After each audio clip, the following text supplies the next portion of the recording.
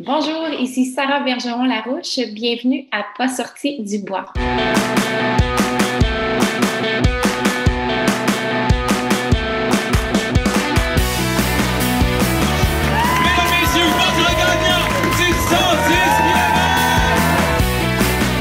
Si tu commences à te sentir bien en courant un ultramarathon, fais-toi-en pas, ça va passer. Grand champion du 125 km! Je tiens à remercier la belle gang de NAC qui est partenaire depuis les tout débuts du balado. Si t'es un athlète d'endurance, il faut absolument que tu essaies leurs produits. Je vous niaise pas, c'est un game changer. Les barres Ultra Énergie ont le parfait ratio de 4 grammes de glucides pour 1 gramme de protéines, mais surtout, le goût est débile. NAC, c'est des produits faits par et pour les athlètes d'endurance. Hey, depuis l'année passée, ils ont même des produits 100% vegan. Ben oui, t'as le goût d'essayer ça? Va sur le nacbar.com, choisis les produits qui t'intéressent et entre le code promo pas sorti du bois pour obtenir 15% de rabais. PASSORTIDUBOIS.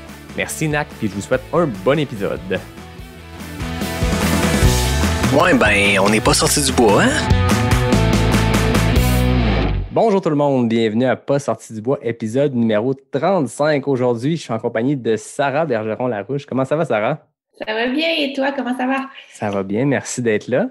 Merci de m'inviter ce soir, c'est super le fun. Écoute, ça fait plaisir. J'avais hâte de te recevoir. Je pense que tu as une jeune carrière, mais tu as une carrière bien remplie. Tu as fait beaucoup de choses, tu as fait beaucoup de courses, tu as une belle diversité de distances aussi, diversité de sports. Puis tu as une approche de l'entraînement que je trouve super intéressante. Sur le fun de te suivre sur les médias sociaux, de voir le type d'entraînement. Puis autant avec le temps, j'ai rencontré plein d'athlètes inspirants qui ont fait des grosses performances comme toi. Autant je trouve ça le fun quand on peut jaser aussi d'entraînement puis de rentrer dans le détail parce que je me doute que tous ceux et celles qui nous écoutent, ben c'est des gens qui courent, peu importe le niveau. Des fois, c'est le fun d'avoir des petits trucs d'entraînement de pouvoir en jaser. Fait qu'on aura l'occasion de jaser de tout ça. Ça va être bien le fun. Ah, ben cool, yes! Fait qu'avant de commencer, moi, j'ai toujours ma question, qu'est-ce que tu bois? Je ne sais pas si tu as un verre avec toi. Ben écoute, c'est ça que moi, je prends pas d'alcool, fait que j'aime pas la bière. Fait que moi, c'est le kombucha que j'aime beaucoup. Fait que c'est ça ma boisson. C'est parfait. Écoute, j'en ai eu plusieurs du kombucha depuis le début du projet, puis c'est vraiment bon. Ça fait pas longtemps que j'ai découvert ça, puis je trouve ça vraiment le fun. J'en profite pour faire ma petite plug à mes amis de la microbrasserie L'Emporium à Québec qui m'a fourni aujourd'hui cette sûre aux fruits. Donc, il y a une 9 rue Lato. Merci la belle gang de l'Emporium. Les gens de Québec, si vous voulez essayer des bonnes bières de microbrasserie, si vous ne connaissez pas encore l'Emporium, c'est le temps de le faire. Passer par le boulevard Henri Bourassa. Allez vous chercher de la bière en attendant que la salle à manger ouvre. Puis sinon, si vous voulez voir leurs produits, allez sur le microbrasserieemporiumquebec.ca. Donc, merci. Cheers! Cheers! Donc, entrons dans le vif du sujet. Parle-moi un peu de tes débuts, parce que ça fait longtemps, comme je le disais, que tu performes en trail. J'ai vu des résultats. Écoute, j'ai vu en 2014, ça fait quand même un bout, une première place à l'Ultra Trail Aricana sur le 28 km, un record qui, en passant, n'a jamais été battu jusqu'à aujourd'hui. Mais depuis ce temps-là, parle-moi un peu de ta progression en trail. Comment tu as découvert d'abord cette passion-là pour la course en sentier, puis comment tu as progressé jusqu'à aujourd'hui? Hey, c'est une bonne question. En fait, moi, la course en sentier, j'ai découvert ça à Sutton, le trail de Sutton. J'étais partie là un peu sur un coup de tête. J'avais vu, tu sais, sur Internet, c'était les championnats canadiens. Ouais, c'est ça. Puis c'était une course qui servait de sélection pour les championnats du monde. Fait que moi, tu sais, je sortais un peu de course de route, un peu comme je pense la majorité des coureurs. Puis je me suis dit, je vais aller essayer ça, tu sais. Ben, j'ai fini deuxième, je pense. Tu sais, c'était un 21 km, ouais. Puis, tu sais, tout de suite, première course de trail, je me suis classée pour les championnats du monde. Puis, j'ai tellement aimé l'expérience, là. C'était incroyable. Je sais pas si tu l'as déjà fait, la course à Sutton. Non, mais le monde m'en parle beaucoup, les gens de ce coin-là, ou ceux qui l'ont fait à l'époque. Je pense que c'était une époque où il y avait beaucoup moins de courses aussi. Mais tout le monde en parle, puis ça avait l'air d'être une super course. Oui. Puis, tu sais, dans ces années-là, il y avait David Leporo. Je ne sais pas si tu l'as connu de Montréal. Écoute, moi, pour moi, c'est un emblème. Là, tu sais, je l'adore. Après ça, il y avait... qui y avait d'autres? En tout cas, on était vraiment un beau groupe de Québécois qui étaient partis. Puis mes premiers championnats du monde, c'était en Pologne. Tu sais, c'était comme wow. Fait que non, après ça, moi, tu sais, dans le temps, je courais pour le Rouge et Or. J'étais universitaire, puis tu sais, j'avais juste dit au coach, ben moi, c'est fini. je lève mon chapeau, c'est beau, mais je veux faire de la trail. Fait que après ça, ben c'est ça, je me suis plus, je dirais pas concentrée là-dedans parce que je fais un peu plein de sport, mais c'était mon coup de cœur, puis j'avais plus envie du bitume, là, tu sais, c'était vraiment, je cours en sentier, puis c'est fini, là, fait que, Qu'est-ce qui ouais. s'est passé? C'est comment tu t'es inscrit à cette première course-là à Sutton? C'était un coup de tête ou tu avais déjà commencé à courir en trail? Non, j'avais aucun entraînement pour ça, là, Ah tu sais. ouais? Fait que c'était vraiment un coup de tête. Hey, puis je me souviens, dans ce temps-là, j'étais étudiante, puis je travaillais au courant nordique à Québec. Puis, écoute, j'étais raquée pendant une semaine. Tu sais, c'est du travail physique que tu marches, là, tu vas servir les clients, tu sais, les chaussures, tout ça. Puis j'étais raquée. Puis pourtant, tu sais, c'était pas... aujourd'hui, tu sais, on court des ultras, puis je suis pas autant raquée que ça. Mais la première, là, tu sais, c'est comme t'as les quads en feu. Puis... Fait que... alors, c'est ça. Puis parle-moi de cette première expérience de championnat du monde-là. Ça doit être fou quand même d'aller en Pologne comme ça puis de compétitionner avec des athlètes de calibre internationaux. Ouais, vraiment. Ben, tu sais, c'est tellement surprenant. Écoute, j'étais loin en arrière. Premièrement, là, j'étais pas partout dans les tops, là. Puis, tu sais, c'était tous les pays. En fait, c'est bien organisé. Tu sais, la première journée, t'as comme je sais pas comment dire ça, mais tu sais, t'es en équipe, tu te promènes une espèce de parade avec les drapeaux, c'est vraiment cool.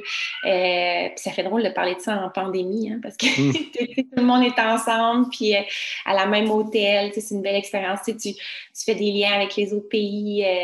Puis tu sais, je me souviens, moi, la veille de la course, on faisait une reconnaissance de parcours, puis nous autres, on courait, là. Puis là, je voyais les tops là, qui ont fini dans les premiers lendemains, les autres, ils marchaient le parcours. Hein.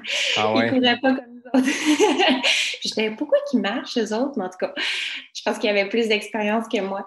Fait que, non, c'est ça, écoute, puis je suis pas certaine, mais cette année-là, il me semble que c'était... Max King qui avait gagné, justement. Puis, écoute, justement, il marchait, je me souviens, puis il faisait des bains de glace. Il faisait super chaud là-bas. Puis, on le voyait, là, il faisait des bains de glace avant la course, tout ça. J'étais comme, qu'est-ce qu'il fait là, lui? Mais il avait l'air à savoir ce qu'il faisait. Ouais, Max King, je pense que c'est ce qu'il fait. Ceux qui ne le connaissent pas, c'est un athlète américain, mais spécialiste, je pense, des courses ultra. Il a essayé des longs, mais je pense la distance marathon, puis le skyrunning et tout, il est vraiment un top là-dedans, puis il a fait des grosses performances, mais ouais, c'est l'expérience qui parle peut-être de faire de la reconnaissance de parcours à la marche. Oui, vraiment.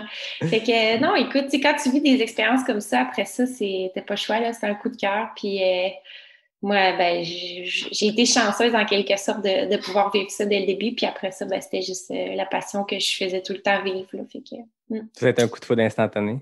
yes, définitivement. Ça commence fort quand même de tes premières courses. Tu t'en vas en Pologne compétitionner. Après ça, la barre est haute. Mais après ça, tu t'es mis à allonger aussi les distances. Comment ça s'est passé, cette progression-là? C'est une bonne question. Après ça, ben c'est ça. J'ai pris contact avec Joël Bourgeois. Je ne sais pas si tu connais. Non? C'est un gars qui a fait les Olympiques en steeplechase. C'est un super bon coureur. Puis, tu sais, je me disais, j'ai regardé autour de moi, bon, qui peut m'aider? Puis, tu sais, lui, j'étais comme, tu sais, je pense qu'il peut comprendre un peu mon profil, tout ça. Fait que Joël, il m'a aidé pour la suite. Puis, le premier 50 km que j'ai fait, c'était à Bear Mountain. Tu sais, c'est comme en début de saison, là. J'avais détesté. Hey, j'avais Ah pas ouais? J'avais trouvé ça long, puis tu sais, c'est rocailleux, là, Bear Mountain, puis tu sais, je me disais, plus jamais.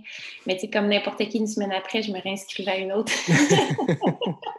Fait que, puis après ça, ben, tu sais, aujourd'hui, moi, les 50, c'est entre 50 et 80, c'est pas mal les distances que je préfère, mais tu sais, dans le temps, c'était beaucoup d'apprendre à manger pendant que tu cours, tu sais, pour garder ton énergie, à gérer aussi, parce que moi, je partais trop vite, là, tu sais, je gérais pas bien ma vitesse, fait que là, après ça, je bunkais, là, tu sais, après 25 kilos, 30 kilos, j'étais comme, ouf, que c'est ça.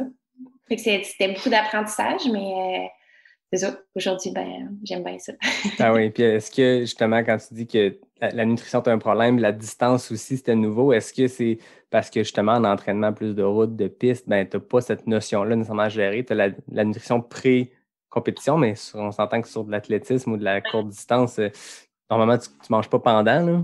Ben non, c'est ça, définitivement. Puis, tu sais, une fois que tu comprends ça puis que tu le contrôles, je veux dire ça comme ça parce que, tu sais, c'est d'apprendre à manger puis de savoir qu'est-ce qui est bon pour toi aussi, qu'est-ce qui fonctionne. Tu c'est comme si tout s'ouvre, là. C'est comme, oh mon Dieu, j'ai de l'énergie tout d'un coup. Ah, super, tu sais, je vais... Fait que c'est ça, c'est le fun. Moi, je me rappelle mon premier 50, justement, c'était ça, c'était la notion de nutrition qui, à un moment donné, au 40e kilo, même un peu avant ça, je filais vraiment comme de la merde. Puis tu te dis, ben, j'ai lu dans les livres, j'ai entendu des podcasts, c'est normal de filer comme de la merde. Fait que voilà, c'est normal. Puis à un moment donné, tu comprends, OK, peut-être pas côté gastrique, peut-être pas, tu sais, il y a moyen d'avoir des très bonnes sensations tout le long d'une course. C'est normal d'avoir mal aux jambes à un moment donné, puis ça fait partie du charme de ça. Quand tu comprends la game de la nutrition, quand tu apprends aussi à te connaître toi comme athlète, parce que on peut parler de tes trucs, qu'est-ce qui marche pour toi, mais ça ne s'appliquera pas à quelqu'un d'autre à côté. Puis, tu sais, je pense que c'est une question de test. Ça a été long avant que tu trouves ton régime qui fonctionnait pour toi? Ben, tu sais, je pense que je suis en continuel apprentissage. Là, ça peut toujours s'améliorer. Je te dirais, non, ça n'a pas été long. J'ai tout de suite trouvé un petit peu c'est quoi qui marchait, mais je pense qu'il y a des choses qui peuvent l'améliorer. Comme, tu sais, dernièrement, j'ai essayé de... Ben, en fait, depuis 1 an, j'essaie d'intégrer plus via mon hydratation, plus de calories, tu sais, parce que, tu sais, bon, je vais le dire, là, moi, ce qui marche, c'est des fruit-to, mais à un moment donné, les fruit-to, ça, c'est pas assez, là, tu sais, il faut des barres, il faut plus, c'est pour un 80, tout ça. Mm-hmm. Fait que là, je me disais, bah, tu sais, je vais essayer d'en prendre via mon hydratation, pardon, puis je trouve pas, ça marche pas, ça me donne des crampes, puis, tu sais, puis pourtant, en ski de fond, en vélo, je suis capable, tu sais, il n'y a pas de problème à la course, là, ben, tu sais, en fait, c'est l'impact, hein, à un moment donné, ça brasse, fait que ça me fait pas, mais en tout cas, je suis encore en train de chercher puis de me pratiquer, puis parce que ça se pratique, hein, fait que c'est ça. Je pense que c'est nécessaire de partir puis de tester des choses, puis pas le tester le jour de la course ou la semaine avant, mais moi, je trouve toujours que l'hiver, c'est un beau laboratoire pour ça, tu sais, quand on court 12 mois par année, ben, c'est une période que tu es loin de tes événements, fait que c'est le temps de faire des choses puis peut-être de se planter, mais c'est pas grave si tu vas avoir un gros mal d'estomac en plein entraînement du samedi. C'est pas pendant une course que c'est le temps d'essayer. Ah, il y a ça au ravito, je vais l'essayer pour le fun. Je pense que c'est l'erreur que tout le monde a déjà faite de ça a l'air bon au ravito. Je pense que c'est Pat Godin dans son livre qui racontait qu'à l'UTMB, il y a des charcuteries et des fromages fins dans les ravito, puis il n'avait jamais essayé ça, puis ça n'a pas fait. Non, c'est ça, exact. Non, il ne faut pas essayer des choses, surtout quand c'est des jours importants, là, c'est pas une bonne idée. Non, c'est clair. Puis dans cette progression de course-là, tu t'es rendu jusqu'où en termes de distance que tu as fait, OK, mon sweet spot, tu le disais tantôt, c'est le 50, c'est entre 50 et 80. Y a-t-il fallu que tu te rendes à plus que ça pour te rendre compte de ce que tu aimais? Non, je pense que, tu sais, je veux dire, moi, mon plus long que j'ai fait, c'est 80 km. Mais une chose que moi, je dis à propos de moi, c'est que je veux pas prendre le départ d'une course si c'est juste pour le finir. Tu sais, il y en a que c'est pas incorrect, là, je veux dire, il y en a que c'est ça, mais moi, je veux le contrôler, puis je veux être en avant, puis tu sais, je veux savoir que je vais performer. Tu sais. Fait que ça a été long avant que je franchisse puis que je me rende à 80. Puis là, tu sais, j'ai l'impression que ça va bien, il n'y a pas de problème. Peut-être qu'un jour, je vais aller plus loin, mais c'est pas pour tout de suite encore. Là. Puis l'autre chose aussi, c'est que j'aime tellement ça m'entraîner. Ça me dérange, tu sais, après la semaine, après une course, que tu sais, t'as de la misère à courir. Ah, j'haïs ça. Fait que, tu sais, je me dis, un 160, ça dure combien de semaines récupérer de ça? Je suis peut-être pas prête de sacrifier autant. Tu sais, on dirait que j'aime trop l'entraînement. Moi, c'est tous les jours, tu sais, je veux m'entraîner, fait que... Puis, ouais, c'est aussi ma vision à long terme, tu sais, je veux pas me blesser, tu sais, je veux pas avoir de fractures, je veux pas... je sais pas, sacrifier mon corps pour une course, non. Fait que tant que je me sens pas prête, là, je vois pas les bénéfices. Oui, puis je te disais en intro, tu étais un entraîneur aussi, tu es chiro, fait que tu as une approche scientifique, tu as des connaissances qui viennent supporter ça, puis c'est le fun de l'entendre parce que je pense qu'il y a tous les types d'entraînement, puis on a vu la mode des très, très, très, très hauts volumes, là, des coureurs qui font du 200-300 km par semaine, puis ça a une part de risque qui vient avec ça, qui est immense. Toi, tu prends vraiment plus, je pense, le cross-training puis l'entraînement croisé. Ouais, ben c'est ça. Ben, tu sais, je pense que tout le monde a sa recette un peu là, pour ce qui est de l'entraînement.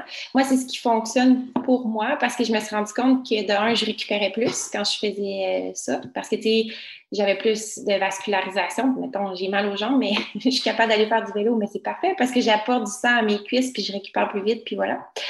Mais de deux aussi, c'est que je suis capable de faire plus d'exercices aérobiques, tu sais. Fait que là, je fais plus de mitochondrie, je travaille mon système vasculaire, tout ça, sans avoir une charge mécanique qui est assez importante puis que augmenter mon risque de blessure si on veut. Fait que, en gros, ce que je veux dire, c'est que je peux faire plus d'heures puis sans avoir une augmentation de risque de blessure. Fait que c'est juste, moi, je ne vois que du beau pour ça, mais ça ne fonctionne pas pour tout le monde. Il y en a qui disent qu'en faisant un autre sport, ben, ils vont perdre un peu leur patron de course, des choses comme ça, mais ben, moi, je ne vois pas. Par contre, c'est vrai que quand arrive le printemps, ces temps-ci, là, moi, je n'ai pas le millage d'impact versus ceux qui ont couru tout l'hiver. Il faut que je fasse attention. J'augmente graduellement tout ça.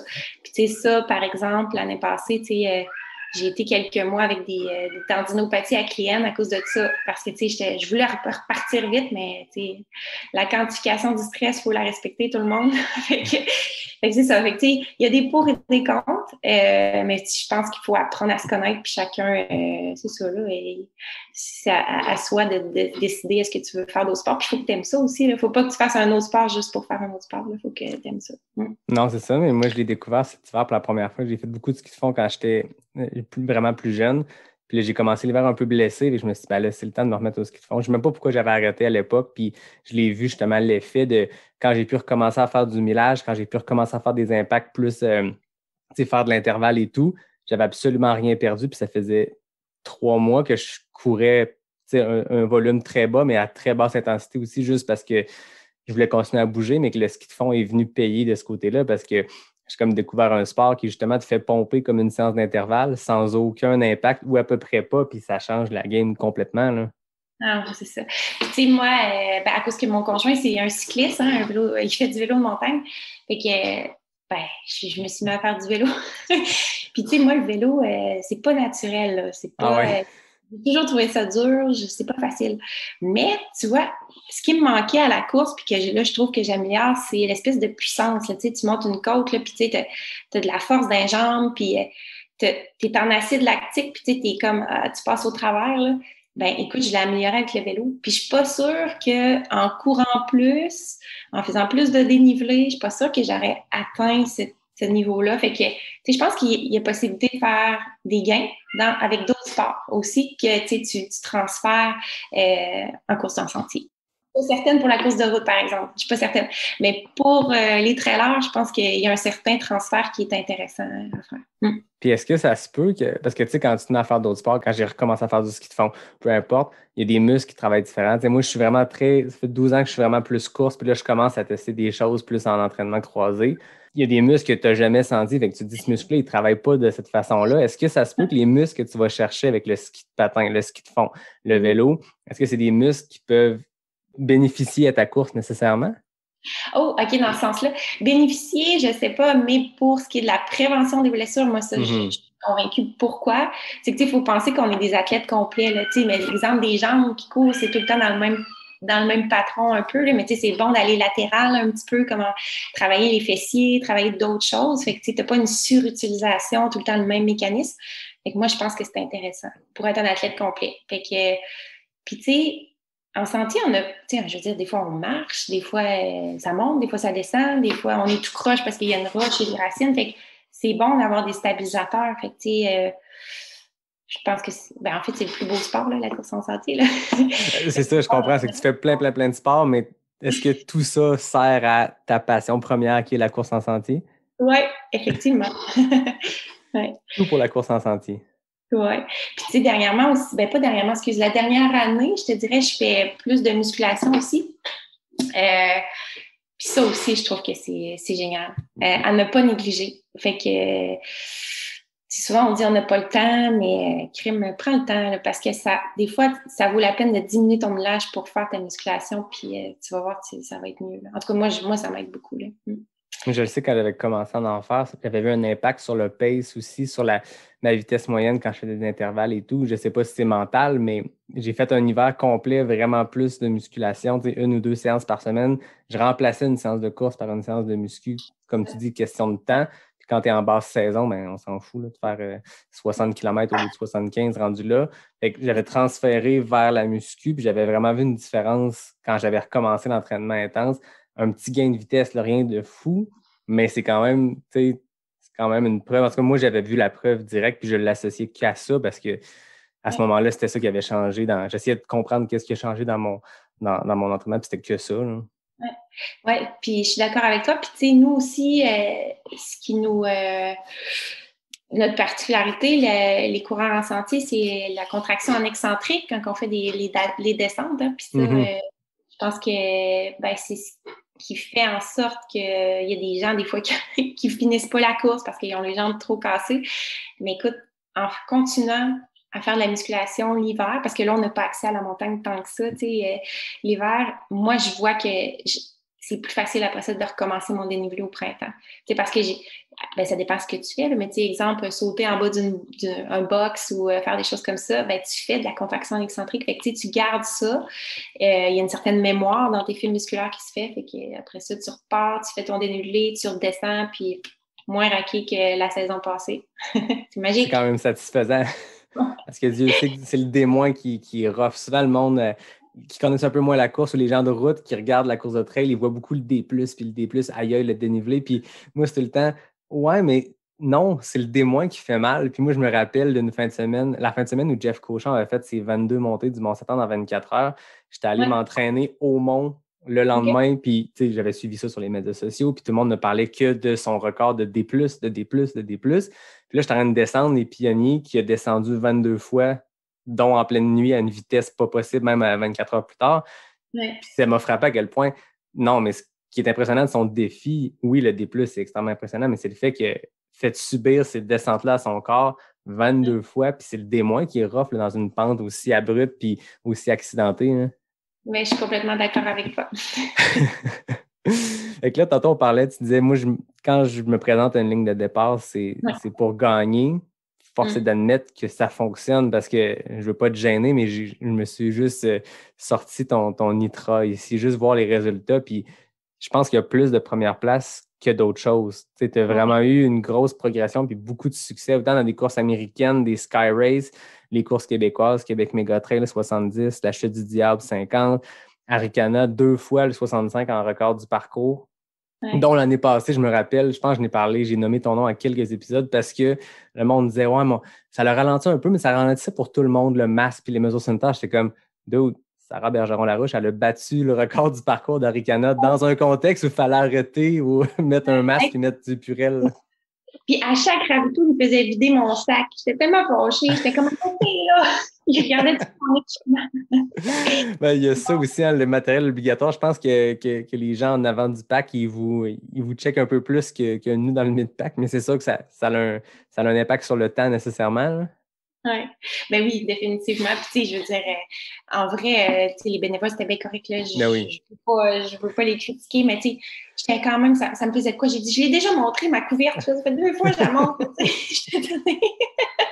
Écoute, à leur défense, je pense qu'il y a une année, quelqu'un avait été disqualifié. Je ne sais pas si c'était Argana ou je ne sais pas où j'ai entendu ça, mais quelqu'un avait coupé sa couverte en deux. Tu disais, le gain de grammes est si grand que ça? Puis il avait été disqualifié parce qu'il avait coupé c'est comme on appelle ça, la couverture de survie, là, la couverture d'alien. Mais écoute, ça me surprend pas. Tu sais, la course en Europe que j'ai faite, quelques courses, là, je pense au marathon du Mont-Blanc, le dernier, tu as quand même une liste de matériel obligatoire assez exhaustive, là. Puis dont le cellulaire. Tu sais, le plus lourd, c'est le cellulaire, on s'entend. Mais eux autres, là, ils ont des petits cellulaires. De même. Moi, je te dis, c'est pas juste, j'avais mon gros iPhone. Ah oui, c'est ça. Ah oui, il l'oblige les courses. Puis je pense qu'il y a une année qu'il avait passé à travers le matériel obligatoire dans une vidéo avec je ne sais pas quel athlète. Puis il montrait ça, les Européens, c'est gros comme un porte-clés. Puis officiellement, ça a un réseau cellulaire, puis tu remplis la condition, mais il pèse comme un dixième de ton sel à toi. Oui, c'est ça, j'étais comme, hey! Mais non, la couverte, je pense pas que c'est nécessaire de la couper, là. Tu fais pas ben des gains. Le gain n'est pas là. T'as qu'à ça mettre un petit peu moins de gel ou quelque chose, puis tu vas avoir ce gain-là. Mais ça m'avait fait bien rire quand j'avais vu ça, la couverture de survie coupée en deux. Dans toutes les courses que j'ai nommées ou autres, y en a-t-il une là-dedans que tu dis ça a été une expérience, tu as vécu quelque chose d'unique? Y en a-t-il une qui vient en tête en premier quand je te dis parle-moi d'une course?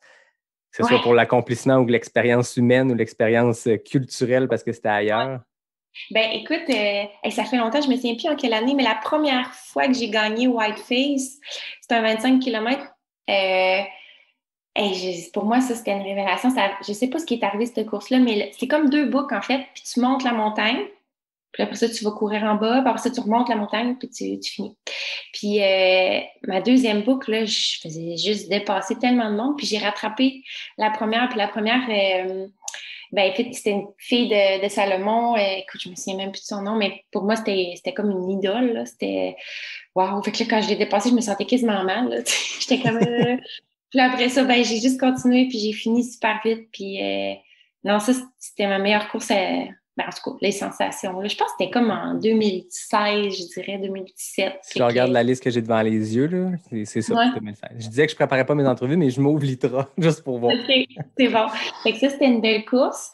Ou c'est quand même fou, 31 km, 2900 mètres des plus. Ah, ça n'a aucun sens. C'est ça, c'est vraiment en mode Sky Race à l'européenne, mais c'est où? C'est dans les Adirondacks? Oui, c'est ça. OK. C'est à Whiteface, là, carrément. OK. Fait que ça, c'est une belle course. Ou sinon, écoute, l'année passée, non, excuse, avec la pandémie, on enlève une année. Fait qu'il y a 2 ans, mon 80 de North Face Challenge, j'étais quand même contente. Pour de vrai, tu sais, j'ai fini, je pense, 6e, mais c'était une année là, tellement forte. Là. Ah ouais? Puis, j'étais contente parce que j'ai couru avec Claire Gallagher, puis pour moi, ça faisait ma journée. Là. J'étais comme, j'ai fini en avant Claire Gallagher, c'est beau, c'est bon. Bucket list, check. Oui, non, elle était super petite, c'est parce qu'elle a pas une bonne course, là, fait que c'est bien correct, là. Mais il y avait du calibre, c'était le fun. Puis les filles, écoute, c'est parti, là. On était le top 6 au premier ravito, on était toutes en record de parcours, tellement que... Ah ouais? Mais c'est parce que, tu sais, quand tu mets un paquet de filles ensemble, super compétitives, là, ça fait... C'est comme un mélange d'anxiété, je pense, là, puis tout le monde part, puis tout le monde va être en avant, là, puis là, ça va beaucoup trop vite. Puis moi, j'en revenais pas, là. Puis c'est ça, quand on est arrivé au premier ravito, il y avait peut-être que tu connais pas, c'est un coach américain, il s'appelle David Roche. Oui, je l'entends souvent. Il est ça à Ginger Runner qui va souvent, oui. On l'entend souvent à des micros, là. Ouais. Fait que lui, c'est le coach à Claire Gallagher. Fait que, tu sais, moi, il suivait un peu parce que j'étais toujours avec elle.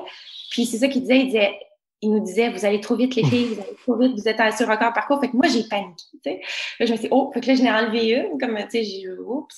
Mais ça a bien été, mais ça tombait comme des mouches, les filles, là. Au fil des kilomètres, ça tombait, ça l'abandonnait. Fait que, mais c'était une belle course. Tu l'as-tu déjà fait, The North Face Challenge? Non. Mais j'ai vu que tu as fait New York, Ontario, Californie. C'est une série de courses qui... Oh, excuse, en Californie que je parle, moi. Ouais. J'ai-tu vu qu'il avait annulé? Ou en tout cas, je pense que c'est Spartan qui a repris la course en Californie. Quelque chose comme ça. Tu sais, Spartan se lance dans les courses de trail, puis ça fait 2 ans qu'il essaye, mais avec la pandémie, c'est plus tough. Là, mais il paraît que c'est un super parcours, là, assez roulant puis assez rapide. Là. Ah ouais, c'est beau, là. Tu longes là, tout le temps au bord de l'océan. Moi, je parle à San Francisco, ce que j'ai. OK, c'est ça, le California, ouais. Ouais. Puis, mais la fin, là, tout le monde en parle parce que c'est dur. Tu vois l'arrivée, mais t'es à 10 km, là. T'arrives, puis là, tout s'ouvre, puis là, tu vois le Golden Bridge, puis tu vois la fin, mais t'en restes tellement longtemps, mais tu sais, t'as l'impression que t'es proche, mais ça finit juste pas. Puis, tu sais, moi, je l'avais déjà fait, fait que je me souvenais de ça, mais c'est dur, pareil, là, de voir, mais d'être si loin. Puis là, quand tu arrives sur le Golden Bridge, il y a toujours des touristes qui prennent des photos, qui plottent là, tassez-vous. Comme un marathon de route, mais là, c'est en mode trail. Puis là, tu arrives sur le Golden Gate, c'est quand même fou, là. Mais c'est tough. Puis, tu sais, c'est là aussi que, on se voit aussi, hein. Imagine, tu vois 10 km, mais là, tu vois quelqu'un qui est en avant, tu vois quelqu'un qui est en arrière, c'est stressant, là. Mais ça joue sur le mental, mais ça fait que c'est tough. Puis, tu sais, moi, je me souviens avant la course, là, c'était un peu, tu sais, quand je faisais mes intervalles, puis je me préparais pour cette course-là, je me remettais dans cette situation-là pour me préparer, puis j'étais comme, OK, ça va être dur. Puis après ça, j'en reparlais avec les autres athlètes, les autres filles, puis tout le monde se disait ça, tout le monde était comme, hey, cette course-là est tough, là, tu sais, pour ça, là. Fait que, ah oui. Ouais. Est-ce que tu trouves que c'est un avantage ou un inconvénient de refaire une course que tu as déjà faite? Ça dépend. Je pense que c'est une bonne question. Je pense que c'est un avantage pour de vrai parce que tu sais un petit peu, t'es rendu où, à quoi t'attendre, qu'est-ce qui s'en vient. Non, moi je vois ça comme un avantage. Ouais. Parce qu'il y a aussi l'aspect des fois que de trop savoir dans quoi tu t'embarques, ça joue sur le mental. Moi, je le sais qu'à Arikana, cette année, j'avais fait le 65, j'avais fait le 28. Puis là, je suis sur le 125, puis quand j'arrive au Haute-Gorge, je sais ce qui s'en vient. Moi, je l'aime, la fin de ce parcours-là. Ouais. Mais tu sais, du jet bleu, les 30-40 premiers kilos peut-être, non, mettons les 25-30 premiers du 65, donc du 60e au 90e, je savais dans quoi je m'embarquais, puis on dirait que ça m'a joué sur mon mental de trop savoir ce qui s'en venait. Mais en même temps, mentalement, c'est positif aussi quand tu passes à des endroits connus parce que tu retombes un peu dans tes pantoufles, tu as un peu tes repères. Mais quand tu sais qu'il y a des portions tough, tu l'anticipes quasiment plus. Mais c'est ça, j'étais curieux de voir avec toi parce que j'ai vu que tu en as plusieurs courses que tu as faites plusieurs fois, justement. Savoir, toi, comment tu percevais ça? Ben non, moi, j'aime ça, ça dépend. Là, j'aime aussi découvrir des nouvelles courses. Là. Mais, tu sais, quand je me prépare pour une course, puis c'est souvent ça que je dis à mes athlètes, tu sais, je divise la course en sections, puis tu sais, j'ai des mots-clés pour certaines sections. Puis je pense que c'est bon aussi de... Ben, tu sais, peut-être pas si tu parles d'appréhension de certaines sections, tout ça, mais de trouver des stratégies de surmonter ça. Puis des fois, justement, tu sais, tu arrives à cette section-là, tu pensais que ça allait être tough, c'est pas si pire, mais tu n'avais pas pensé à l'autre après. Tu pensais que ça allait être facile, puis c'est là que tu vas bien. Fait que, tu sais, il faut vraiment que toutes les sections aient quelque chose. C'est une game mentale. Oui, vraiment. Quand tu dis que tu divises ton parcours en mots-clés, on peut avoir un aperçu de comment mettons que cette année, tu te préparais pour Ariganal 65, comment tu prépares ta course, puis comment tu la divises? Qu'est-ce qui fait que tu divises à tel endroit ou à tel endroit? Oui. Écoute, souvent, moi, ce que j'aime, c'est les ravitaux. Je ne sais pas pourquoi, parce que c'est facile. Tu arrives là, tel ravito. Fait que je divise en ravitaux. Puis écoute, ça dépend. Là, je regarde le parcours, le dénivelé. Moi, je trouve Arcana, il est roulant. Mm-hmm. Je trouve qu'il n'y a pas beaucoup de dénivelé. Fait que, puis je trouve la fin, je vais dire facile, c'est que ça descend, c'est ça. Fait que souvent, ce que je vais me dire, c'est que la course, a fini peut-être à 8 km de la fin. T'sais. Fait que jusque-là, tu races. Après ça, c'est du bonbon, tu roules sur, comme l'endorphine, l'espèce de... Je sais pas, là, tu sais. Tu te laisses aller, là? Ouais, c'est ça. Ça dépend, là. Puis, souvent aussi, je me mets dans une situation, exemple, il arrive telle situation, je sais pas, t'as pas d'eau, t'as pas... il y a une fille qui est devant toi, puis là, tu n'avais pas prévu ça, puis là, qu'est-ce que tu fais? C'est comme, tu sais, pour être prête à surmonter des choses comme ça. Là. Fait que, je pense que puis, en compétition, en mode compétitif, tu parlais tantôt avec The North Face quand vous étiez 7 à vous tenir dans le pack. Moi, c'est quelque chose que je ne vis pas d'être en mode compétitif dans des compétitions de trail. Je suis compétitif avec moi-même ou, je le dis dans un autre épisode, des fois, tu vois un coureur au loin, puis je vais le rattraper. C'est pas parce que je veux la 33e position au lieu de la 34, c'est parce que je vais aller le chercher, ça donne une motivation.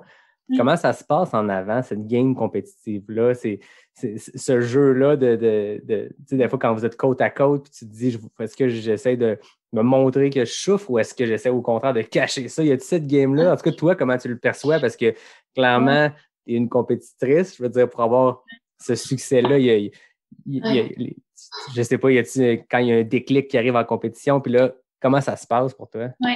Bien, tu sais, souvent, ça se sent, parce que, je veux dire, tu commences à courir avec quelqu'un, puis là, tu regardes un peu, tout de suite, tu le vois, cette personne-là est plus forte en montée. Oups, OK, elle descend bien, elle, OK, elle est bonne sur le plat. Tu sais, fait que tu apprends un peu à gérer ça, puis quand tu décides, regarde, là, c'est là que je donne un coup, là, que j'essaie de me sauver. Bien, souvent, ça va être en fonction... mettons, on se remet en situation avec The North Face Challenge à San Francisco. Je courais avec Claire Gallagher. J'ai couru aussi avec Anne-Marie Maiden, qui est une de mes... elle est pour Salomon aussi, fait que on se connaît bien, on s'est vu dans des camps d'entraînement, des choses comme ça. Anne-Marie Maiden est super bonne en montée. Fait que, elle est vraiment forte. Puis elle a couru avec moi, elle était 6-7e, puis elle a fini 2e. Fait qu'elle a tout en remontée. Ouais, vraiment. C'était une belle course pour elle. Puis elle était bonne en montée, puis en descente, j'ai rattrapé tout le temps. Okay? Fait que, tu sais, c'est un peu ça, c'est que dans le sens, j'allais ça aller, je me dis, OK, je vais aller la rechercher tantôt, tu sais, dans le descente, je vais aller la rechercher. Puis, tu sais, c'est un peu ça, c'est que tu apprends à jouer, puis à un moment donné, tu joues sur ta force, puis là, tu donnes un coup. Mais en tout cas, moi, c'est comme ça que je l'ai fait. Tu sais, je me battrais pas dans une montée contre Anne-Marie Maiden parce que je vais juste brûler des cartouches pour rien. Fait que, c'est un peu ça, tu sais, j'essaie de comprendre l'autre, comment qu'il race, puis je profite des fois d'opportunités. Puis, tu sais, ça, c'est un entraîneur qui m'avait dit ça, parce que moi, j'ai déjà couru aussi en Alberta. Il me disait, puis c'est vrai, là, je trouve que c'est vrai, tu le sens. Quand c'est le moment là, que tu sais, quand il faut que tu partes, c'est là. Je sais pas, il y a de quoi d'instinctif, c'est là que ça se passe. Puis, t'es juste un peu à l'écoute, tu regardes, puis OK, tu t'en profites, c'est là. Fait que, Faut pas que tu le forces, dans le fond. non, c'est ça, faut pas que tu le forces. Ouais. Puis est-ce que tu as déjà eu une stratégie ou un moment où justement tu as essayé quelque chose de risqué puis que ça n'a pas marché? Ah ben oui, c'est sûr, une fois. La bête noire. Ben oui. Ça arrive, puis c'est pas grave, il faut surmonter ça. Mais c'est drôle, tu disais comment ça se passe dans un pack, là. Une chose que j'ai remarqué avec quand je. Ben, tu sais, c'est parce que quand j'étais à Québec, ben, il n'y a pas vraiment de pack. On est peut-être une, deux, trois filles. Mais aux États-Unis, les filles sont fines. Tu sais, ça se parle, c'est comme hi, puis oh, good job, puis tu sais, ça se tape dans le dos. Tu sais, c'est le fun. C'est pas. Mais en Europe, là, les filles sont pas fines. Ah ouais, ok, c'est pas la même game du tout. Ça se pousse. Hey, moi, je me suis fait pousser. Ah ouais. Je me suis fait dire des choses aussi. Puis, tu sais, je sais pas si c'est parce que c'est leur vrai job. Eux autres, ils prennent ça vraiment au sérieux. Je sais pas c'est quoi, mais ouais, en Europe, là, c'est plus compétitif. Puis j'aime moins ça, mettons. Je trouve que des fois, c'est pas comme les Américaines qui sont toutes fines. Ah, puis en même temps, oui, c'est leur job en Europe, mais Claire Gallagher aussi, je suppose que c'est sa job. Puis aux États-Unis aussi, la vente des packs, c'est leur travail. Tu sais. Ah non, Mais je suis pas surpris de l'entendre, comment tu le dis, parce que tu vois qu'en Europe, c'est une grosse game aussi. Tu sais, il y a beaucoup plus de gens qui pratiquent le sport, donc il y a beaucoup plus d'athlètes, il y a beaucoup plus de commanditaires, il y a beaucoup plus de compétition. Puis, tu sais, même la trail américaine de haut niveau, tu sens vraiment cette philosophie-là très roots. Tu sais, les gens sont très cool, puis les histoires que tu lis sur ces courses-là, puis l'ambiance que ces organisateurs-là créent dans leur événement, j'ai l'impression qu'il y a vraiment quelque chose de décontracté puis cool, comme ce qu'on ressent, je pense, au Québec. Puis en Europe, ben, c'est une autre game. Tu sais, c'est des sports télévisés. Puis je pense encore plus, tu sais, quand je voyais que tu as fait le marathon du Mont-Blanc et tout, on n'est pas dans les quelques ultras européens, tu sais, l'UTMB et tout, mais à part ça, c'est des ultras, je pense, très à l'américaine aussi, très roots. Mais en skyrunning, en Europe, c'est leur sport national quasiment. Là. Je pense que c'est très, très, très populaire puis très, très, très compétitif. Tu dans ces compétitions-là que tu dis que ça jouait du coude? Oui, vraiment. Ben, en fait, c'est la dernière fois que j'ai participé au marathon du Mont-Blanc. Écoute, je me suis fait pousser, là, sur le bord d'un cliff. J'étais comme, ben, voyons. Puis, je suis partie trop vite. Là. Je suis vraiment partie trop vite. Écoute, j'étais en avant des filles que j'avais pas d'affaire d'être en avant là, là. Puis, je me le suis fait dire. Là. Les filles me le disent. Passe-toi de là. Ah oui. Fait que là, j'étais comme, hein, tu sais, voyons donc, là, tu sais, OK, je vais me tasser. Mais tu sais, les filles, ils se connaissent, ils savent c'est quoi leur rôle, ils savent, fait que quand t'as pas d'affaires là, tu te tasses puis on te pousse, là. Et moi, je n'étais pas habituée à ça, là, tu sais. On est loin du beau mouvement de communauté trail qu'on entend parler puis que les gens vivent ici dans nos courses. Hein? Mais tu sais, c'est vrai, là, moi, c'était mon erreur de débutante, tout excitée. Je suis partie super vite, j'ai volé le départ, puis tu sais, j'étais allée en avant, mais j'avais pas d'affaires. À part tes compétitrices un peu trop compétitives, comment c'était le marathon du Mont-Blanc? C'est quand même une course iconique. Ben, ouais, moi, j'ai pas eu une belle performance parce que cette année-là, dans le même mois, j'ai fait 2 allers-retours en Europe. Fait que le décalage, là, c'était parce que j'ai fait les championnats du monde. C'était où ma dernière fois? Je pourrais pas te dire. J'ai Slovénie. Non, toi, je sais plus c'est bon. En tout cas, c'est pas important. Là. Fait que je suis allée faire les championnats du monde. Je suis revenue travailler une semaine. Puis là, après ça, je suis allée faire les championnats. Fait que là, j'étais juste vraiment. J'étais vraiment dans mon décalage horaire. Ça marchait pas. Puis il faisait super chaud. Mais ça, il faisait chaud pour tout le monde. Là, mais c'était la canicule. Puis, tu sais, c'est un petit peu en altitude aussi, pas tant que ça. Fait que, tu te dis, tu le négliges un peu.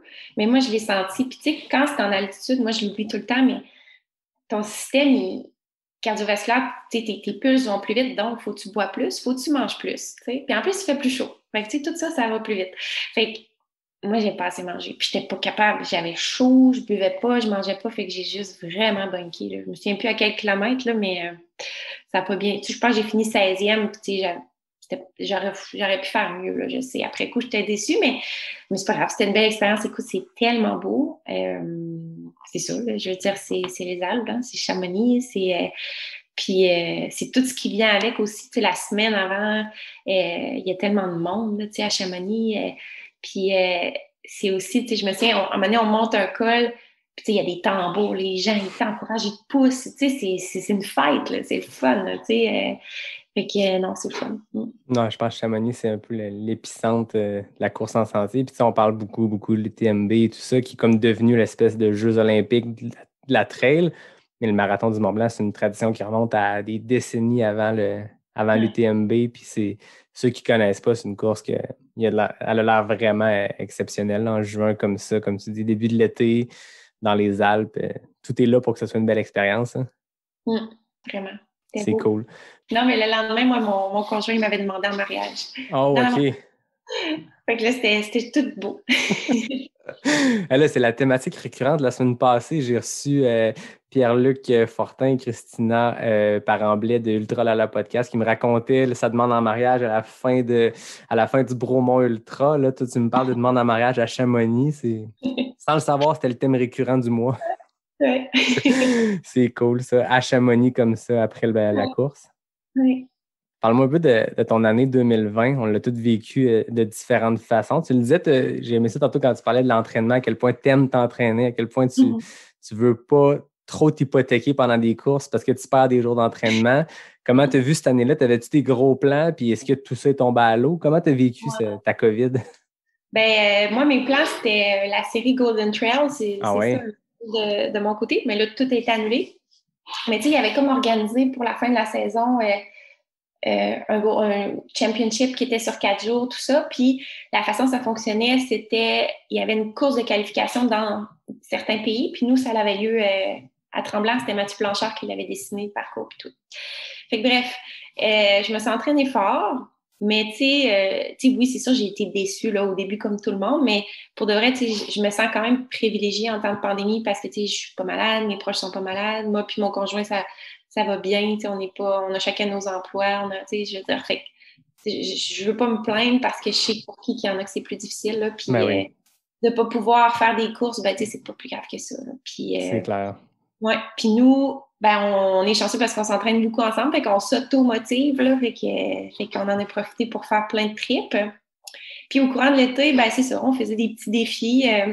Moi, de mon côté, ça a été un demi-Everesting à un moment donné.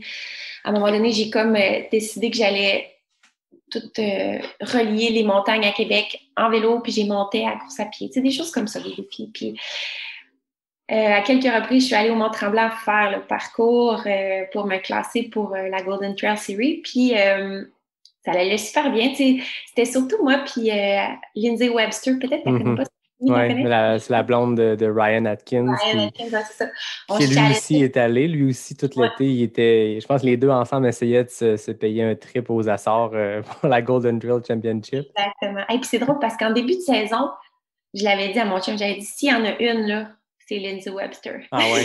J'avais dit ça. Puis ça fait que toute l'année, tout l'été, excuse-moi, on se challengeait, puis tu sais, on y allait, puis là, moi, je cachais un peu mes temps, là aussi, tu sais, on montrait pas trop nos affaires. Puis à un moment donné, la dernière fin de semaine que je me suis dit, OK, là c'est vrai, c'est là que ça se passe, les sentiers étaient secs, c'était beau, tu sais, c'était une belle journée pour un temps rapide. Puis elle avait dit sur les réseaux sociaux, tu sais, voici mon temps, c'est fini, je retourne pas parce qu'elle avait d'autres... elle avait une course aux États-Unis. Fait que je me suis dit, bon, OK, let's go. Fait que moi, mon chum, on part au Mont-Tremblant. Quand on arrive dans le stationnement, on les voit. OK. Il y a cette game-là qui s'est jouée. J'ai entendu des choses, on n'est pas obligé d'en parler en détail, mais il y a eu cette game-là qui s'est jouée autant du côté masculin que féminin, je pense. Oh, oui. Fait que là, j'étais comme, mais non, elle a menti. Puis là, je ne revenais pas. Puis j'étais comme, mais voyons donc. Mais finalement, c'est pas qu'elle a menti, pour petite, c'est que quand il était supposé vraiment aller aux États-Unis, mais ils n'ont pas passé les douanes. Ils ne laissaient pas passer. Puis elle n'était pas satisfaite de son temps, puis elle savait que j'allais retourner, fait qu'elle s'est dit, je vais retourner moi aussi. Fait que c'était bien correct. Là. Fait que vous êtes croisés dans le parking. Oui.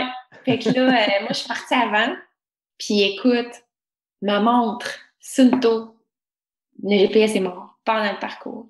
Je capotais. Là, je savais pas quoi faire. Puis là, j'ai dit, bon, ben, je continue, là, tu sais. Puis peut-être que de façon miraculeuse, à la fin de la course, tout va se régler, ça va être correct. Puis non. Et mon GPS est mort. Puis, fait que c'est ça. Puis elle a fait un super bon temps. Ça, tu sais, je veux dire, elle le méritait, puis c'était bien correct. Mais à cause de, un peu mon anecdote, Salomon m'a dit, OK, on t'envoie aussi, c'est correct. On va vous envoyer. Oui, fait que là, j'étais comme, bon, super, on y va, let's go. Fait que moi, j'appelle mes patients. Écoute, ça arrivait vite, là. C'était comme dans 2 semaines. Là. Fait que j'appelle mes patients, j'annule mes rendez-vous, je vais faire un test COVID pour pouvoir prendre l'avion, tout ça. Le jeudi, je partais le vendredi. C'est là qu'il a annoncé qu'on ne pouvait plus voyager en Europe. Fait que là, j'ai comme, ah! Fait que moi, j'ai juste laissé faire. Puis, ils ont réussi, finalement, parce que si tu es arrivé aux douanes et tu disais, ah, je suis athlète professionnel, j'ai le droit de voyager, c'était correct. Ils te laissaient passer, mais là, moi, je voulais pas passer le risque, là. Fait que ça pour dire, je suis pas allée. J'étais déçue. Mais écoute, c'est plus grave que ça, là. Puis sans le problème GPS, est-ce que tes splits allaient bien à ce moment-là? Oui, parce qu'on a fait des saignements. Par après, là, moi, j'étais curieuse, j'ai dit, OK, Mathieu, c'est mon chum, il est ingénieur, il connaît ça, ces affaires-là. Il a fait des saignements pour comparer, avant que mon GPS meure, puis j'étais vraiment sur le pace, là, on était vraiment proches, là. Fait que je sais pas ce qui serait arrivé. C'est pour ça que c'est le fun, les courses virtuelles, mais c'est vraiment plus le fun des vraies courses, là. Quand tu cours un à côté de l'autre, là, tu sais, là, c'est comme... Oh! Ouais, là, la game technologique derrière tout ça, c'est pas pareil. Puis, moi, j'ai fait un défi virtuel aussi de déniveler, puis c'était vraiment juste pour le trip d'essayer de faire un Everest pendant un X nombre de jours et tout ça. Puis, tu vois à la fin, puis il y a des gens qui ont fait triple, quadruple Everest dans la semaine. Tu te dis, aïe, ça n'a pas de sens. Puis là, tu vois que c'est sur tapis. Tu te dis, OK, mais c'est pas le même sport. Puis, pour vrai, monter 4 Everest en une semaine, tapis ou pas, c'est impressionnant, mais c'est pas le même sport. Quand il faut que tu descendes ton D+, que tu montes, je veux dire, c'est pas la même game. Mais c'est ça. Puis, je sais que c'est entre. Est-ce que c'est entre Rémi et Ryan? Je pense que aussi, il y a eu des bons. Ça s'est relancé l'un l'autre. Puis, les temps descendaient. Puis, ça jouait par des minutes. Puis, Ryan a finalement pu aller aux Açores. Mais ça a été, je pense, un gros défi qui a attiré beaucoup l'attention pendant l'été. On n'avait rien d'autre à faire. Fait que je pense que les gens suivaient ces défis-là. Puis, puis tu sais, c'était un défi qui était dur à je veux dire, le parcours était dur à faire. Tu sais, c'était pas évident, là. Il n'y avait pas de flèche. C'était pas balisé, c'est ça. Non. Puis, tu changeais de trail, là. Fait que moi, tu sais, la première fois que j'étais allée, je me suis perdue beaucoup, là. Tu sais, c'était frustrant, là. C'est comme, voyons, esprit. J'étais fâchée après Mathieu. T'as-tu écrit? Non, c'était correct. Il fallait que tu le refasses, là, pour être sécure puis courir vite, il fallait que tu le refasses. Mais écoute, tout ça pour dire que la dernière journée que j'étais allée, j'ai rencontré un gars qui venait de l'Ouest, qui est venu juste pour ça. Il s'est payé un billet d'avion pour faire ça, puis il l'a fait une fois, puis il a fini 2e. Aïe. Ouais. Fait que lui, là, j'étais comme, oh, Mo, t'as dit, tu mérites d'y aller parce que t'es bon. Aïe. Ouais. Fait qu'est-ce que tes plans pour 2021, c'est de. Ben là, encore là, on peut pas plus planifier que l'année passée, mais c'est quoi tes plans pour l'année à venir? Oui. Ben c'est sûr, oui, encore la Golden Trail. Fait que, là, cette année, c'est le fun parce que Québec Mégatrail fait partie de ça. Fait que je vais faire ça. Puis il y avait une autre course. Ben, je pense que ça va être... peut-être qu'ils vont le déplacer. En tout cas, j'ai entendu ça entre les branches, là. En tout cas, on va voir. Puis il y a une autre course aussi. Je pense que c'est à Whistler, en tout cas, qui fait partie de la Golden Trail Series. Que je vais la aller Whistler Alpine quelque chose. C'est ça. Fait que là, c'est comme mes 2 courses. Puis, tu sais, je vais en faire d'autres au courant de l'été, comme la trail de la 15 coureurs, si ça a lieu. Arcana, peut-être. Fait que, tu sais, c'est ça. Puis, mais je vais pas aux États-Unis parce que je veux pas faire de voyagement, tu sais, pour mes patients, tout ça, pour pas de voyage. Fait que c'est ça. Peut-être si je suis sélectionnée pour l'Europe, ça sera ça, mais je vais pas aux États-Unis. Ouais, puis c'est avec la complication que ça amène aussi. Là, même si on peut voyager, les quarantaines et tout, quand tu rentres ça avec un horaire de job, tu as aussi un travail à travers ça, puis c'est contraignant de revenir pour faire 2 semaines d'hôtel. Là. Non. Tu peux pas t'entraîner en plus, toi qui aimes tant t'entraîner. Exact. Non, c'est ça. Mais alors, écoute, on va voir avec le vaccin. Je pense qu'on va rester optimiste. Ça s'en vient, fait que c'est beau. On espère les événements de juin, j'espère. Ça s'en vient vite, mais on sent que la COVID, ça prend pas nécessairement le meilleur bord en ce moment. Il y a le QMT qui avait annoncé des dates de réserve au mois d'août. Fait qu'on va voir comment tout ça se déroule, mais c'est une autre année pas facile. Puis, tu sais, comme tu le disais tantôt, nous, comme coureurs, il n'y a pas de course. C'est pas grave, là, notre sport, on peut le faire. En ce moment, il faut le faire avec un masque. On est plusieurs, mais notre sport, on a pu le faire depuis le début de la pandémie. C'est plus ces organismes-là, ces organisateurs-là qui mettent beaucoup, beaucoup de temps. Puis ça serait triste de voir une 2e année consécutive comme ça. Là. Je sens que ça va faire mal à beaucoup de monde. Là. Oui. C'est triste. On le souhaite, mais écoute, on verra. Tu le disais, t'aimes beaucoup t'entraîner. Ça ressemble à quoi une semaine typique dans la vie de Sarah Bergeron-Larouche en termes d'entraînement? Bonne question. sais, je me tiens entre peut-être en heures là, d'entraînement, je te dirais entre 12 et 20 heures. 20 heures étant une grosse semaine, ça n'arrive pas souvent. 12 étant une petite semaine. Fait que, tu sais, c'est peut-être 15 heures. Mais je bouge là-dedans. Là, je ne fais pas toujours pareil. Fait que, c'est là, présentement, je suis en train de retourner plus à faire de la course. Fait que, tu sais, j'augmente graduellement le millage. Si on regarde, mettons, une semaine typique, tu sais, j'ai 2 intervalles semaine, j'ai 2 musculations semaine, une longue sortie. Tu sais, une longue sortie, là, c'est peut-être, ça dépend de quel sport, là. Fait que, tu sais, mettons que c'était du ski de fond, c'était 3-4 heures, du vélo aussi. Là, je suis capable de faire un 3 heures de course, ça va bien. Fait que c'est pas mal ça, là. Fait que ça résume, je te dirais, de c'est quoi. Fait que, tu sais, j'aime beaucoup m'entraîner le matin avant d'aller travailler parce que je travaille souvent le soir, comme je te disais tantôt. Puis autrement, le week-end, en fait, ça ressemble à des week-end shots tout le temps. Oui. C'est là que je me rattrape. C'est ça que j'allais dire, parce que, tu sais, comme je le disais tantôt, t'es le fun à suivre sur les médias sociaux, puis ceux qui cherchent des idées d'exercices d'entraînement, de musculation, allez suivre Sarah sur Instagram. J'aime vraiment les vidéos que tu mets. On voit justement à quel point c'est pas juste de la course puis de la course, c'est très multisport puis c'est le fun. Mais j'ai l'impression que vos week-ends à ton chum et toi, c'est des mini week-end shocks chaque semaine. Ouais. Non, c'est cool. On s'amuse, on se fait des beaux défis. Fait que c'est ça, mais tu sais, on se motive là-dedans. Comme je te disais tantôt, toutes les deux, là, on est deux crinqués. Fait que quand il y en a un qui manque de motivation, c'est jamais en même temps, on dirait. Ça, c'est parfait. Comme, y aller pareil. C'est ça. Ouais. C'est quoi tes spots de prédilection en trail à Québec, là, qu'on peut dire? Parce que les secrets les mieux gardés, il faut les garder pour chacun a ses secrets, mais mettons tes spots connus de prédilection pour t'entraîner. Je vais t'avouer que c'est le Mont-Saint-Anne. Mm-hmm. J'ai vraiment un coup de cœur pour le Mont-Saint-Anne. Puis justement, on déménage là-bas. Là, on vient d'acheter une maison, au mois de juillet. Félicitations. Oui, on est bien excités.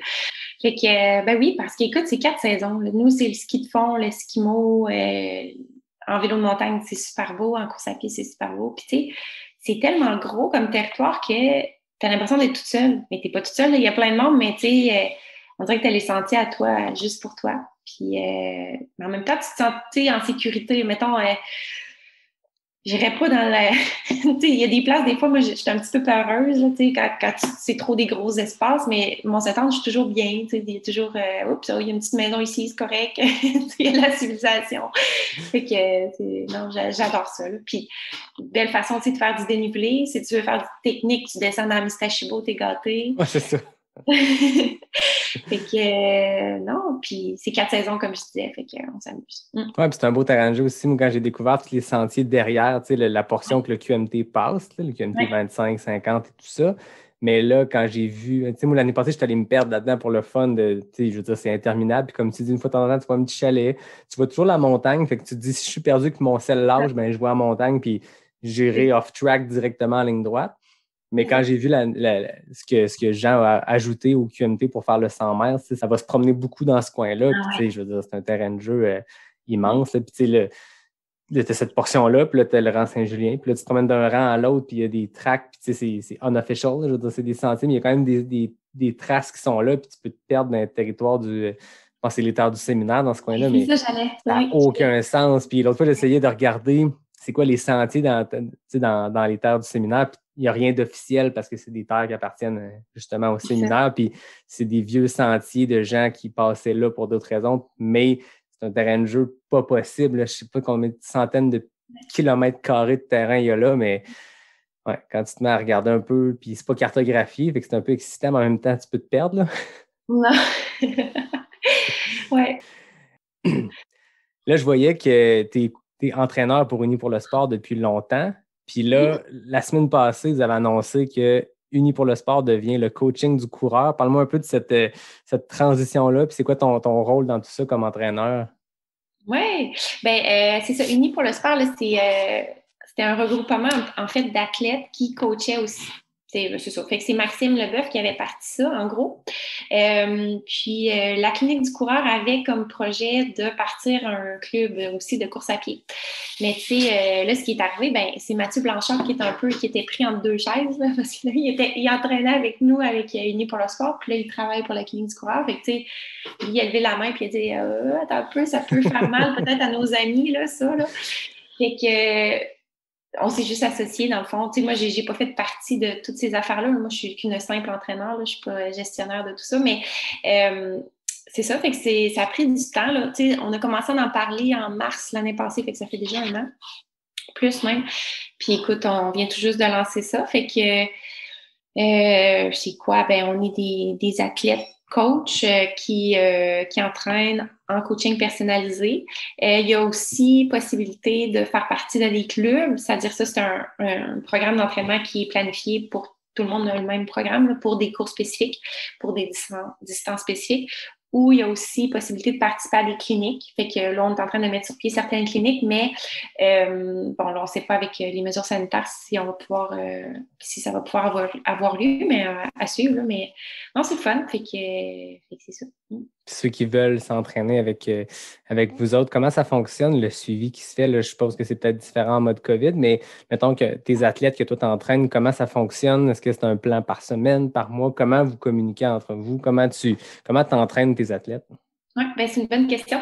On fait ça via une application qui s'appelle Nolio. En fait, là, en gros, c'est un calendrier, puis tu as ta planification. Moi, c'est propre un peu à chacun, à chaque coach. Là. Moi, je planifie pas bien plus que 10 jours parce qu'on réadapte tout le temps. T'sais, on a comme un plan de match à long terme, mais on y va graduellement. Ben oui.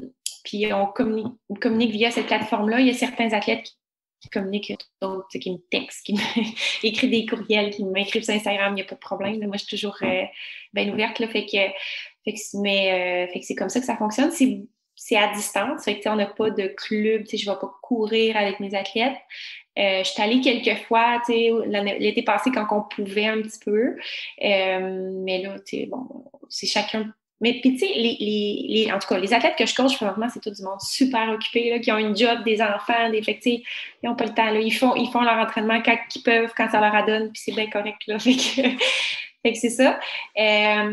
Puis, ben écoute, c'est pas mal ça. Tu sais, c'est propre un peu, comme je disais, on est tous différents, les entraîneurs. Tu sais, moi, je vais donner de la musculation, je vais donner du cross-training si l'athlète veut en faire, là, évidemment, mais tu sais, ça dépend, là, c'est variable. Là. Puis, tu sais, c'est de voir aussi s'il y a un bon fit. Souvent, tu sais, il y a une communication. En fait, il y a toujours un appel d'1 heure avant, tu sais, qu'on parle, on regarde un petit peu, peut-être tu fais très mieux avec tel, finalement. OK. Fait que, c'est ça. Fait que c'est pas mal ça. Puis, ben moi, écoute, j'adore, là. C'est comme un peu mon bonbon, là. Mes athlètes, je les aime toutes, là. Puis, je suis tellement fière d'eux autres. Ils font des belles choses. Je pensais pas, c'est drôle, avant de coacher, je pensais pas que je pouvais être aussi fière de, tu sais, une performance d'un athlète que ma propre performance, là. Tu sais, des fois, c'est comme, wow, tu sais, c'est comme...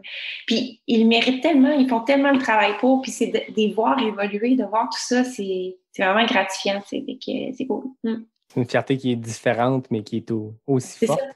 Oui, c'est ça. Puis on communique beaucoup. Tu sais, ben moi, c'est parce que je le demande à mes athlètes, là, je leur dis, tu sais, oui, je leur regarde là, ce que tu as fait, là, mais dis-moi comment ça a été. Tu sais, ça a mal été, dis-moi pourquoi. Tu sais, t'as un bobo, il faut tout que tu me dises. Là. Fait que je vois beaucoup l'évolution, puis je trouve ça, ils passent à travers plein d'affaires, puis c'est cool. Fait que toi, dans le fond, quand il y avait des courses, ça fait une bonne gestion parce que là, tu as ta propre préparation en vue de la dite course, tu as celle de tes athlètes. Puis je pense que même le week-end de course, ça doit être trippant comme de toi vivre ta propre course comme athlète, mais d'aussi savoir comment tes athlètes ont performé puis savoir comment ça a été, ça doit rajouter à l'expérience de la course. Ah, vraiment, définitivement. Fait que, oui, tu t'as tout dit, là, je sais pas quoi rajouter. Puis, tu sais, là, l'été passé, c'était de trouver des défis personnels aussi beaucoup. Tu sais, moi, puis là, tu sais, cette année, je leur ai tout dit, mes athlètes, puis ils savent, si ça marche pas, telle course que tu es inscrit, c'est quoi ton plan B, là? Tu sais, parce que là, on fait de quoi, là, tu sais? Fait que, c'est de voir, tu sais, ces défis-là aussi, là, tu sais, même si c'est pas pendant un événement qu'on est tous là ensemble, tu sais, on le suit pendant la journée, puis là, hey, c'est cool, là, fait que, c'est ça. Puis toi, as-tu des défis prévus cette année autres que les courses? As-tu des choses que tu peux révéler ou des projets que tu as pour l'année à venir? Ouais, ben honnêtement, tu sais, je regarde tout ça un peu. C'est sûr que, bon, c'est pas original, là, mais l'Everesting m'attend. Pourquoi? Parce que j'ai fait le demi l'année passée, puis j'étais comme, ben voyons, c'était pas grand-chose, là, tu sais. Je trouvais que c'était facile, fait que là, je me dis, bon, on va faire le full. Fait que non, à part ça, je sais pas trop, là, j'ai pas trop regardé. C'est sûr, si voyons, j'ai juste en anglais, les borders, si on peut aller aux États-Unis. Les douanes. Les douanes, les douanes m'ouvrent. Il y a certains FKT qui me tenteraient, là, tu sais, dans les Adirondacks, puis tout ça. Fait que ça, je regarde ça, mais à suivre, là. Fait que c'est ça.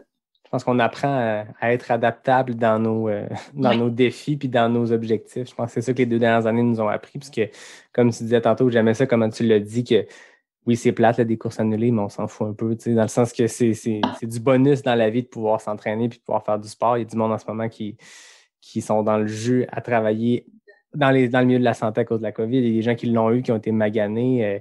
Donc, tu sais, nous, il faut juste s'adapter. Puis notre sport, au final, c'est de s'entraîner bien plus que de faire des courses de toute façon. Fait que profitons-en. Puis à la limite, je ne me rappelle pas avec qui j'en parlais, il y a un aspect positif à pas nécessairement être en compétition. Tu sais, il y a des gens qui ont tendance, puis moi, je m'inclus là-dedans, à trop s'inscrire à trop de courses. Puis c'est sûr que tu hypothèques un peu ton corps. Là, une année, pas de course. Oui, tu fais des défis, mais peut-être une intensité différente. Moi, mes longues, je les vois plus comme des aventures qu'en mode race day.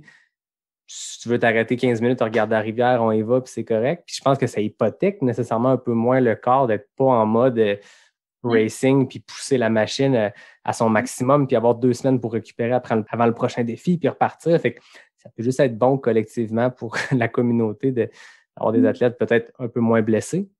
Oui, non, je suis complètement d'accord avec toi. Puis, tu sais, de repenser aussi à pourquoi tu veux faire ces courses-là, là, tu sais, le fameux why, là, moi, je le dis tout le temps à mes athlètes, tu sais, pourquoi, tu sais, puis si la course est annulée, pourquoi tu es si démotivé, tu sais, c'est pas normal, là, ça. Mm-hmm. Faut que tu aies quelque chose de plus intrinsèque en dedans de toi qui te motive, là. Fait que, non, je pense que ça nous a fait prendre compte de tout ça, ce que tu as énuméré là, l'année passée, puis cette année encore. Puis, tu le disais, les athlètes blessés, bon, ça leur a permis peut-être de se remettre sur pied. Il y en a plein là, que je connais que ça a fait ça, puis qu'après, ben, ils ont des meilleures performances, fait que c'est génial. Puis quand il n'y a pas de course au calendrier, tu ne te sens pas obligé de revenir plus vite d'une blessure aussi. C'est ça. Puis, de ne pas enchaîner les courses, comme tu disais, ça permet après ça d'en faire une, puis crème, tu étais bien reposé, tu étais bien préparé pour cette course-là. Fait que, c'est ça. Ouais, puis il y avait un buzz l'année passée à Ricana. C'était comme tous ceux qui ont pu participer, peu importe la distance, peu importe la performance, il y avait quelque chose de le fun de dire tout le monde se planifiait une année 2020 comme d'habitude. Fait que tu t'inscris à une course, donc tu vas la faire. Puis là, on a tous vu ça tomber un après l'autre. Et qu'à Ricana, même si on ne pouvait pas se taper dans les mains, même si on ne pouvait pas avoir la proximité qu'on peut avoir d'habitude, il y a quand même une espèce de sentiment de yes, pendant une fin de semaine, on peut en profiter puis avoir du fun dans les sentiers puis d'être en smooth là, un peu plus course avec un dossard. Hein. Ah, vraiment, vraiment. Puis, tu sais, moi, j'étais stressée parce que ça faisait longtemps qu'on avait mis un dossard, là, c'est comme... Puis là, encore, tu sais, je repense à la prochaine course, tu sais, mettons, cet été, là, une course, là, je vais être stressée. Tu sais, ça fait longtemps, tu sais. Faudrait qu'on ne sait plus comment, tu sais, racer, là, tu sais, prendre le départ d'une course, puis, tu sais, dire t'es calme, ça va bien, tu sais, ouf. Il faut réapprendre à gérer ça quand ça va revenir, je pense. T'avais-tu perdu ce stress-là? Un peu, ouais. Tu sais, quand tu enchaînes les courses, c'est comme une journée au travail, là, tu rentres, puis c'est bien correct, là. Mais tu sais, mettons, quand tu reviens de vacances, puis tu rentres travailler, t'es comme pas habitué, là, t'es comme, OK, j'ai beaucoup d'emails, je vais regarder ça. Alors, on désapprend vite, hein. On apprend vite dans la vie, mais je pense qu'on désapprend, puis on oublie des choses rapidement, puis ouais, ça crée un petit stress quand on recommence, mais ça va être positif. Hein. Oui, non, c'est ça, exact. T'as-tu une course bucket list? Une course qui est dans le top de ta liste, de te dire un jour, celle-là, je vais la faire? Oui, ben je regarde la CCC, tout le monde, hein. Je suis pas originale, là, mais je pense que ça m'allume, comme je dirais.